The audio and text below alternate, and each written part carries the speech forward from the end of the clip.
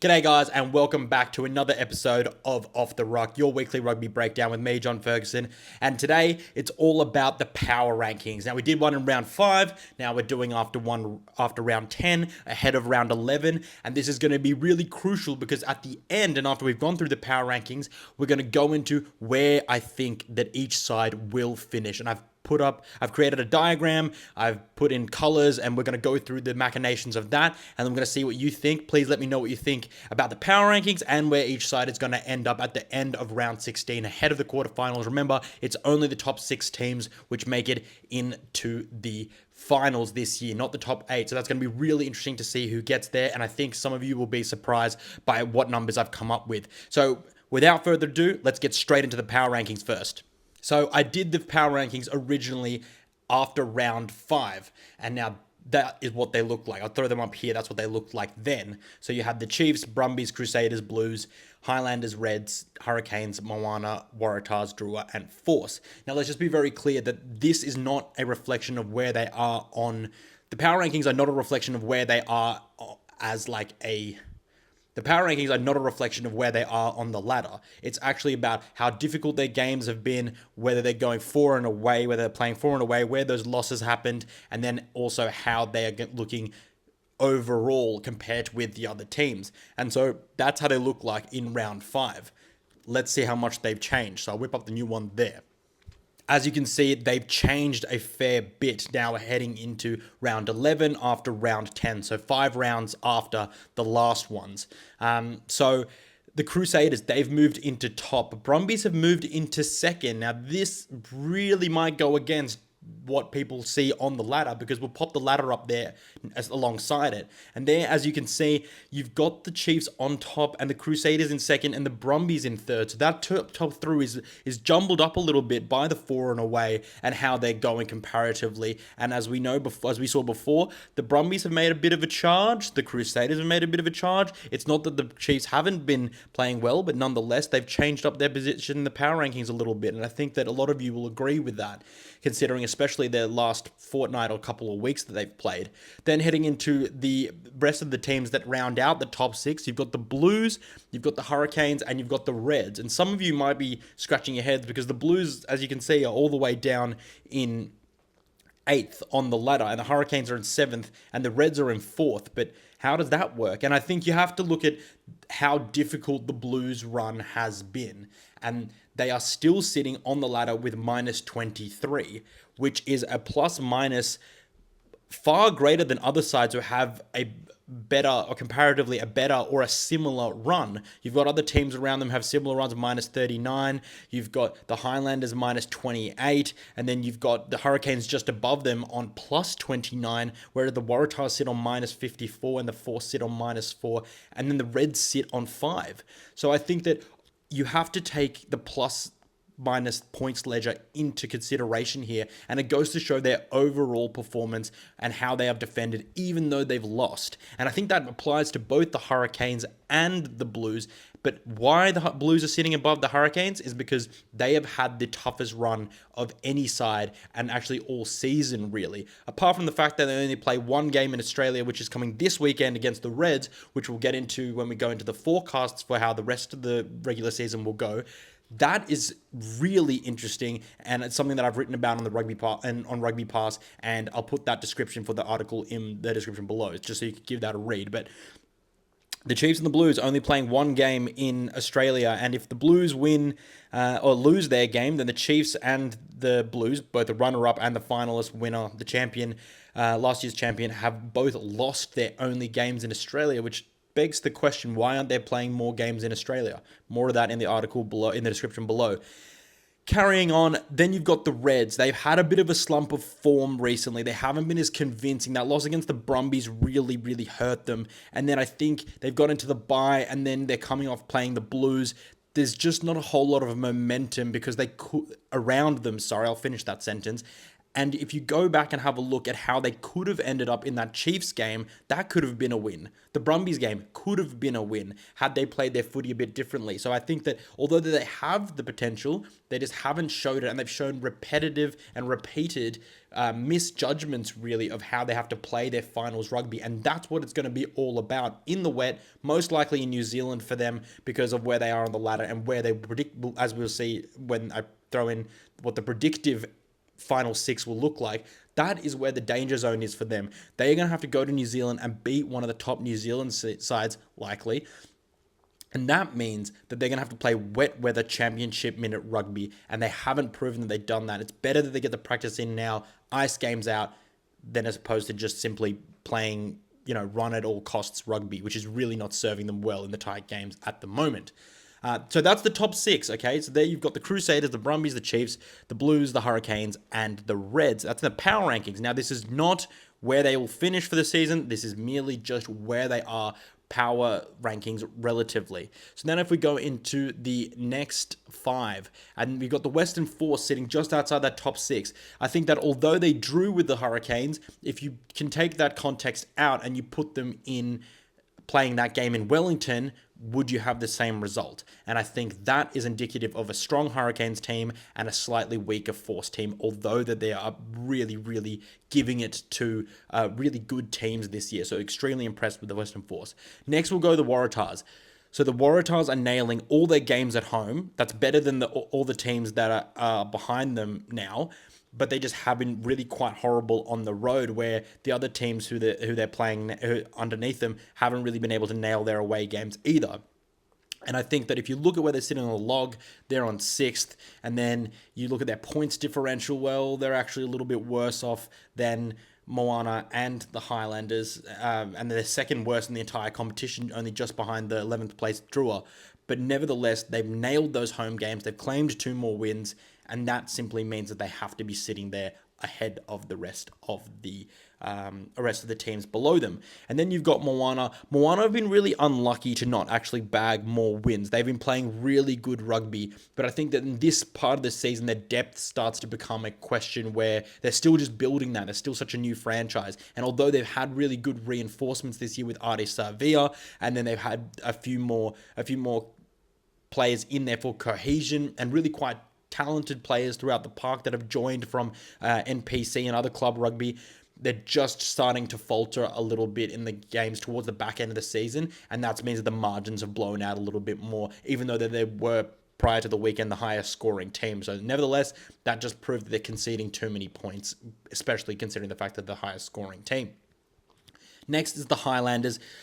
The Highlanders, again, have just not been quite as impressive in attack. They've been really, really good in defense. And yes, defense wins championships, but you have to be able to score the points to be able to win those games, and you can't just defend your heart out. And it feels a little bit like, although they welcome back Jacob Wright and Tavuki Nibkins, and that is a big addition to their back three, and their centers are really stepping up along with Umanga Jensen and Talia, and also Sam Gilbert, who can head in there if he needs to.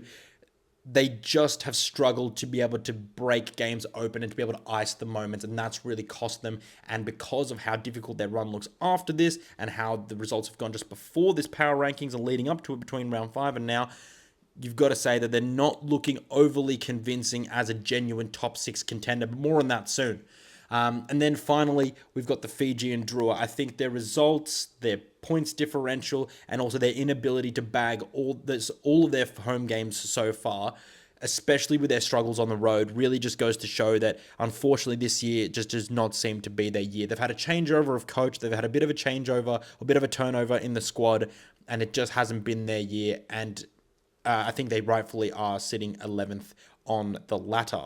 I'll let you soak that in for a quick second, because we're just about to head into the graphics to show you what the next few weeks, the next 6 rounds have in store for you. So round 11, round 12, round 13, round 14, round 15, and round 16, all ahead of us.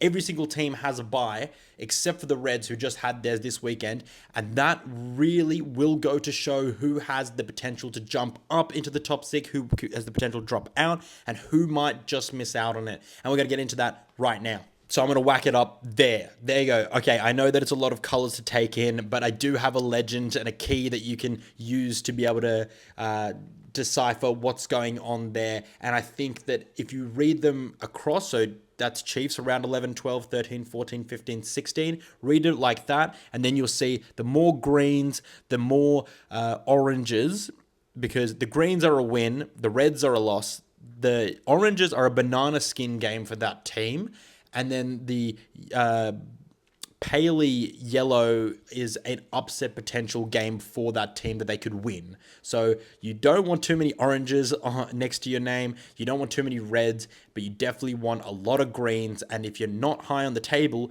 you want a lot of those pale yellowy colors. And then the bright yellows are buys. And there we go. To see, I think the only team without a bye is the Reds, because they just had one, as I mentioned just before.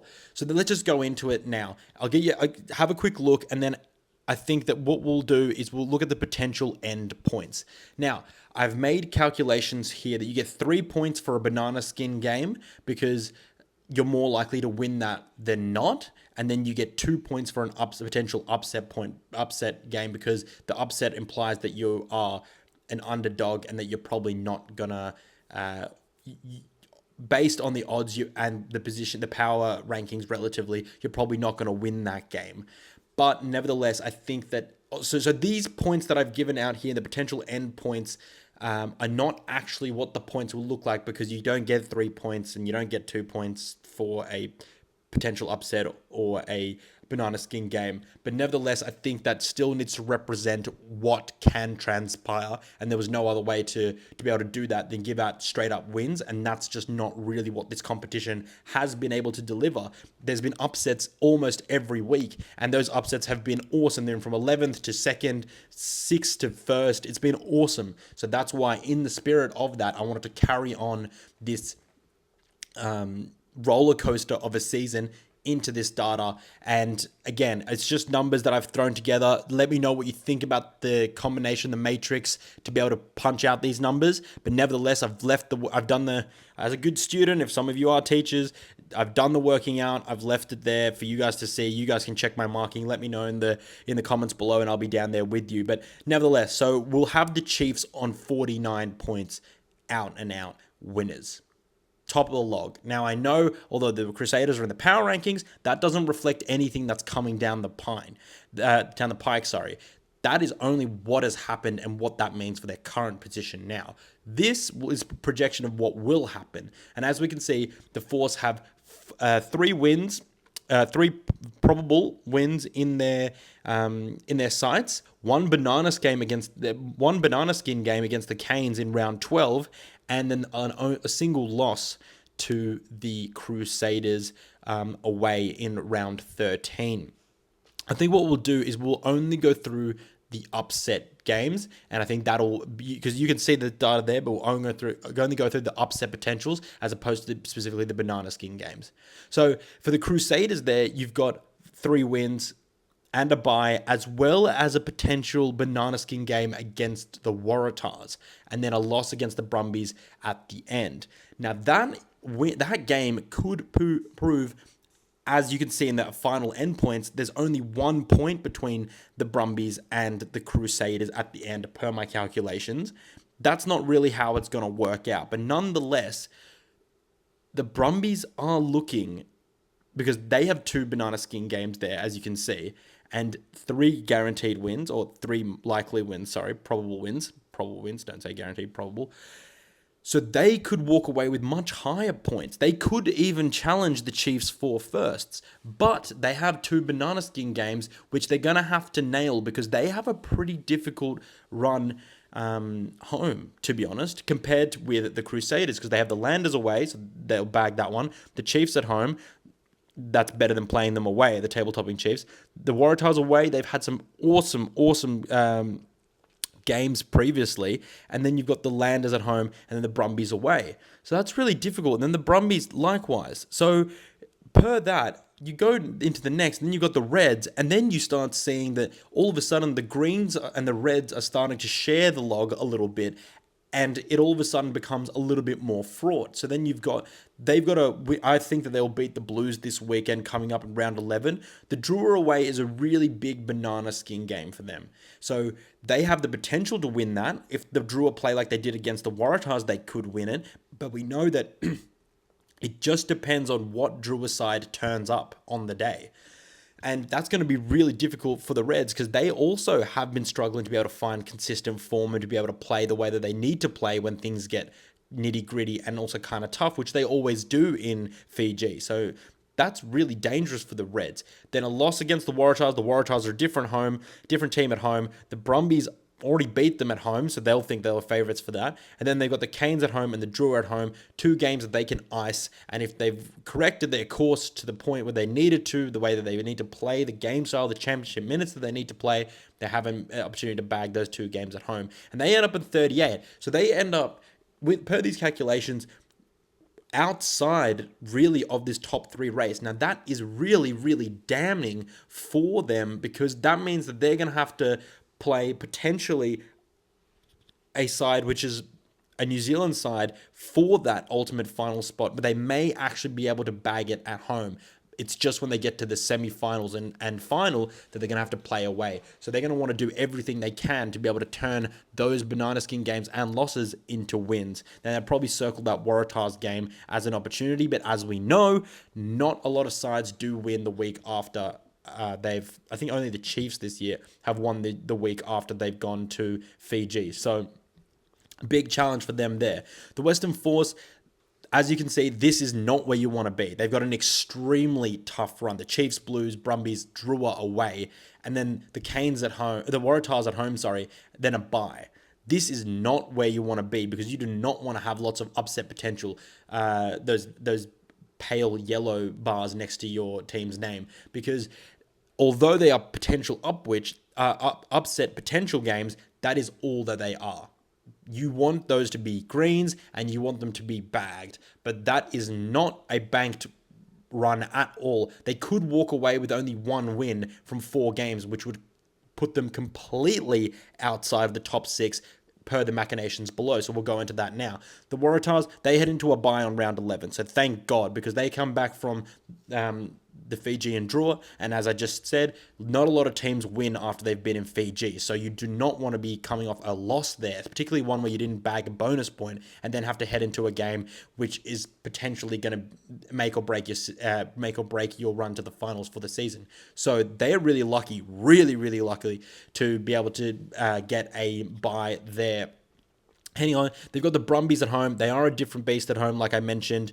So they'll probably bag that. Reds at home as well. That will depend on how the Reds are going. But again, they're coming back from Fiji. And so that is the game. That is the upset game that they can really get. But I haven't even put it as an upset. I've just put it as a straight win because those 2 factors together, the fact that they're so strong at home and the fact that the Reds are coming off a trip to Fiji, just means that I think that they are far more likely to win that game. Then moving on, the Crusaders at home. They've had such a great run in Australia at Allianz and at Leichhardt in recent years against the Crusaders, and I just think that kind of juju will do them good, and that's why I put them as a potential upset game against the Crusaders. Vice versa, that's a really big banana skin game for the Crusaders. The Force away, I just don't think... the Force and Blues away, they haven't been travelling well away, so then I haven't given them those games any chance, really, and I think that is a fair summation. Looking at that, they are sitting at 29 points by the end of the calculations because I'm adding what they have on the log right now to the points that they can get out. And then I just think that they are in the danger zone for being able to slip out of the top 6. They currently sit outside the top 6, as do the Hurricanes, we'll go to next, per the calculations, but they have potential to be able to sneak in depending on the results of the Force and the Blues. Moving on to the Hurricanes, loss against the Brumbies this weekend is what I'm predicting. And then the Chiefs is an upset potential. That's the only banana skin game for the Chiefs. But nevertheless, it's because they're at home and they're going to really be needing that. They're going to be desperate for that because that means that if you look at the rest of their log, it doesn't look promising. They've got to bye the week after that. So they're going to send it. They're going to put all their effort into that. And then they're going to go into the bye and load up for the Landers. For the Highlanders, that is a banana skin game because coming off a bye, it is dangerous. I know that it's the only 3 games left after that, and so they'll be really mentally switched on, but nonetheless, it becomes hard sometimes deeper into the season to be able to come off your break that you feel like you really need, and the body kind of needs to recuperate. Moving on, lost to the Reds away because the Reds are at home and they've had the wood over a couple of New Zealand sides recently when the going gets tough.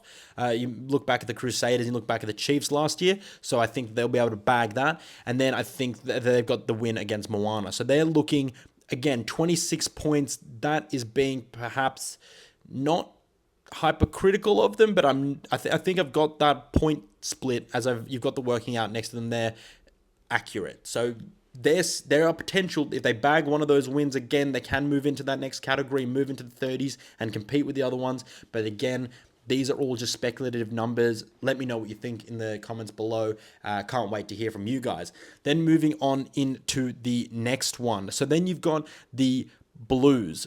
And so the Blues, sitting so low, they've got 3 greens next to their names, 1 red and 1 banana skin game, that Drua game.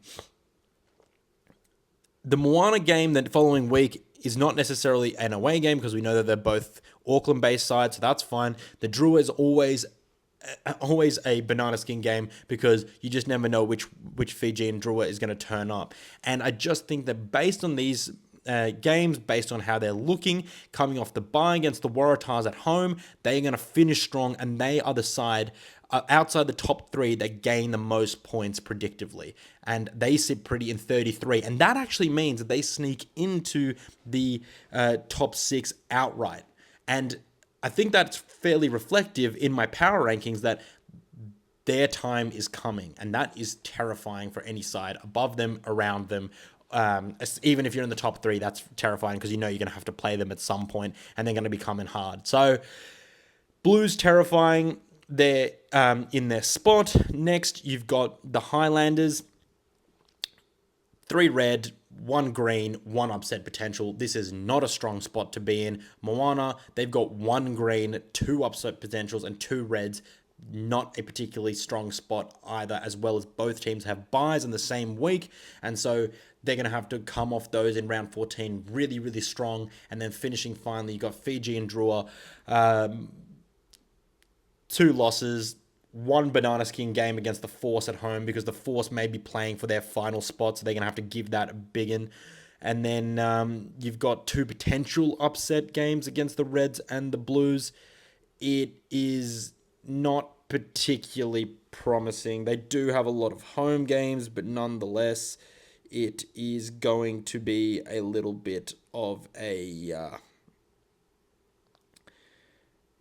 little bit of a shit fight there. I think that it's just going to be a lot. They do have 3 home games, so that's going to be really good for them. But nonetheless, I'm not convinced that mathematically they can still make it.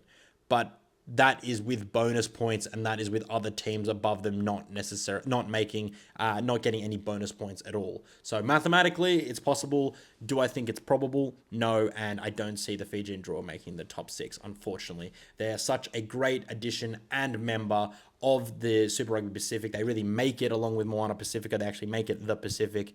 So it's a shame. It just hasn't been their year, and I hope that they can reload and go bigger and better in 2026. But there you go. So the top of the log, the finishing off the top 6 sides. The top 6 sides are the Chiefs, Crusaders, Brumbies, Reds, Force, and the Blues. And the biggest team in danger from my predicted calculations is the Western Force.